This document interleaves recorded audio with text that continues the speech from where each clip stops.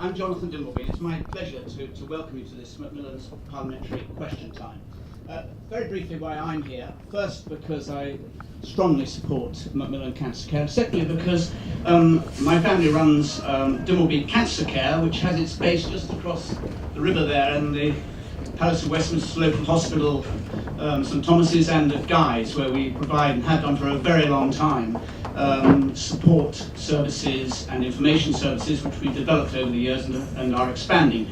We also do, which is very unusual, we provide seed corn funding for pilot projects into how better to deliver cancer care across the whole country. There's a research project which was actually not instigated by, but strongly supported by the outgoing Tsar, now Chief Inspector of Hospitals, Mike Richards, who's on our advisory board. So that's why I'm here, and I can tell you anything you like afterwards about Dimbleby Cancer Care as we grow and expand and depend totally on public donations for that to happen. Now, to our business here, I don't have to say, because most, if not all of you here and we on this panel have had close acquaintance in one way or another with cancer. It's very rare for people not to have that close acquaintance, either as carers or because we have had in our own lives cancer ourselves. The format will be familiar to you if you've ever listened to any questions on Radio 4, which I'm sure everyone here has, or watched some television programme called Question Time, that's right, on BBC One. Anyway, the format's roughly the same, so we have questions from you. We can get through, I think, altogether about 6 questions in the time we've got available. I'll ask the panel to answer those questions and then come back to you, either whoever put the question or anyone who wants to comment on the answers freely. So I'll ask our panel to be relatively succinct, I know they will be, and please feel free, just by show of hands, to let me know if you'd like to come in and I'll try and find you. So let's kick off straight away with our first question, which is from Anne Richardson. Anne.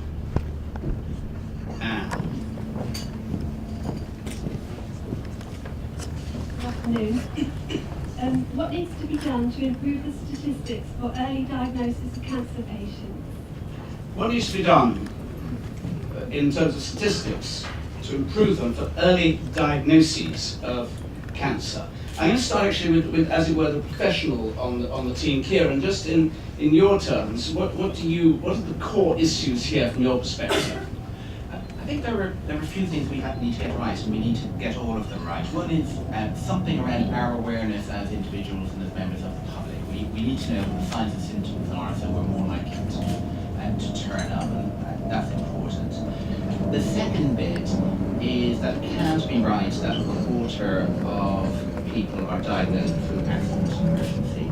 So there must be something around linking that general awareness with primary care, with identifying things early and passing them through. And the last one for me is there are some high risk groups for particular cancers. I worry a lot about older people. I think a lot of the gap we see in this country between us and some other countries is around how we deal with older people. So I would be targeting some specific things and generating the right level of awareness for that group in particular. Are we significantly below the other many of our, as it were, competitor countries in terms of the statistics? But it seems to show that if you survive 3 months with cancer in this country, then from then on you're basically as good as the best. So it is about getting this right up front. Now, whether that's awareness, getting it right through GPs, or is how we particularly target the high-risk groups, I think we're not sure, but absolutely early diagnosis is one of the big gaps. I've been horribly remiss and failed formally to introduce our panel. I'd be sacked if it was on air. Ciarán is the Chief Executive of Macmillan Cancer Support. Andrew Jones is the Parliamentary Private Secretary of the Health Secretary, Jeremy Hunt. Diane Abbott is the Shadow Minister for Public Health, and is of course therefore in the opposition health team. Paul Burstow is Chair of the Liberal Democrat Parliamentary Party and formerly Minister for Care Services. John Barron, Conservative MP, is well known because, at least to those who are very involved in the issues of cancer, he chairs the all-party parliamentary group on cancer. Sorry not to have done that to you before. John, let me come to you next on this. There are very few magic keys in life, but I think most people would have said that the magic key to cancer is earlier diagnosis. Somebody asked or questioned the number of lives we're talking about here. Comparisons are always difficult. We've got to be wary when comparing with other health systems. But I think it's generally accepted that if we were up to the European average, we would be saving around an extra 5,000 lives a year. So that's what we're talking about here, and this gives you one indication of the importance of earlier diagnosis. What the all-party group has been very focused on, and with officers in great support, including the board here, is encouraging that earlier diagnosis through the introduction of the 1-year and 5-year survival indicators. I think most people would accept that late diagnosis makes for poor survival figures. Therefore, putting the 1-year figures up in lights and putting them into the CCG outcomes indicator set and the national outcomes framework, in other words, key measures which CCGs are going to be monitored by, it will encourage the CCGs to introduce initiatives at a local level to encourage earlier diagnosis and thereby improve the 1-year survival figures. Because if you're continually bumping along the bottom of the 1-year survival figures as a comparison, then you will not want that and want to introduce measures to encourage earlier diagnosis. Now, there are other measures as well which we're lobbying the government for, but we've been successful at that.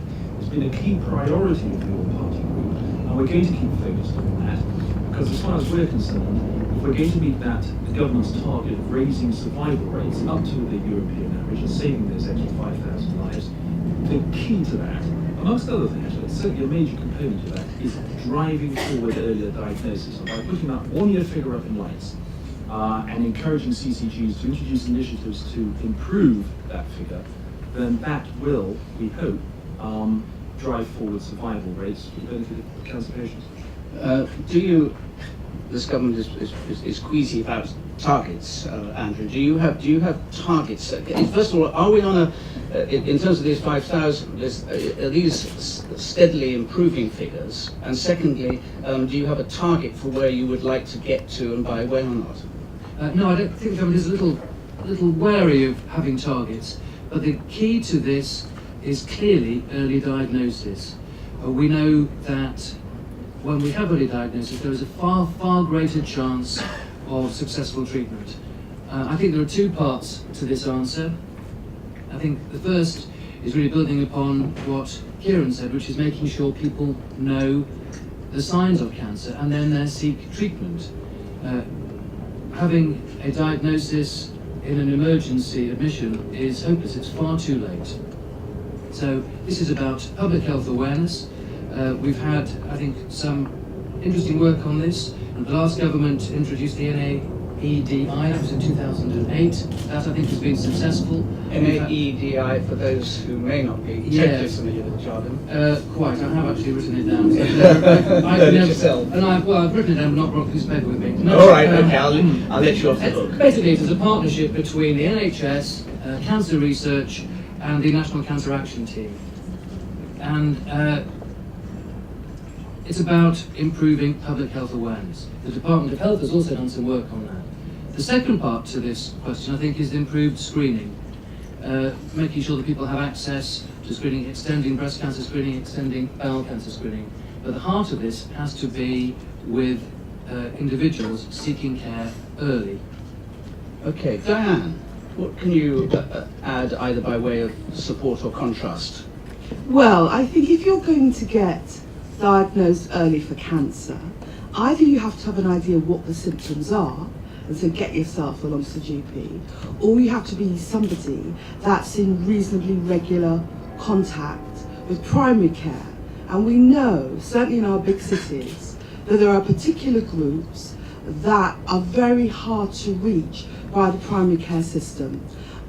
They tend to BME groups, some LGBT communities. And so at a local level, they have to look at specific projects to reach those groups and get them into the GP surgery. If you're somebody that doesn't go near your GP from one year to another, you're unlikely to be early diagnosed with anything. I also think we could do more in public health to make people aware of the symptoms. I think there's been some success with breast cancer. Most women have an idea that you should feel for lumps and so on. But I think we want to get a similar level of awareness for the symptoms of breast cancer we want a similar level of awareness for all the other common cancers. So it's public health campaigns, which I know cost money in very difficult times, so people are aware of the symptoms, bearing in mind that a lot of people don't pick up leaflets in their GP surgery. You've got to be quite imaginative how you get the information to it. And also targeted campaigns for particular groups, depending on which part of the country you are. Thank you. Yes, quite a lot of hands. If I go back first of all to you, Anne, if you would like to come in on this.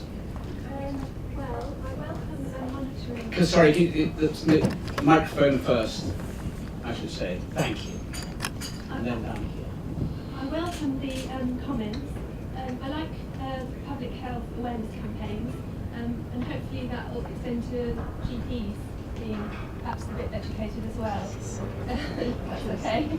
It's interesting, when you said that, there were at the front here, there were heads nodding in kind of, oh my God, ways. Down here, third row, just on the inside.